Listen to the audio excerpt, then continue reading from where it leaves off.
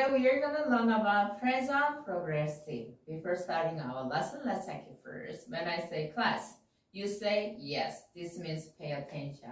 When I say meter, you say meter. This means repeat after me with a gesture. When I say teach, you say okay. This means you have to teach me. Then let's get to it. So class.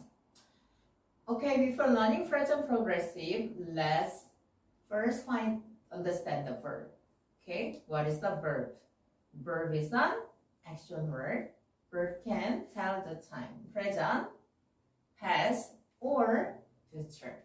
Then today we're gonna learn about present progressive. So in this sentence, I go to school. Go is the verb, right? This how to change it. Present tense, I go to school. What about past tense? I went to school. What about future tense? I will go to school. Then what about present progressive? I am going to school. Then let's check it. Then how do you make a present progressive? Okay, subject part here be verb and verb ing. Class, meter. To make a present progressive, we need to be verb and verb and ing. For example, I am eating, you are eating. Can you teach me? Teach.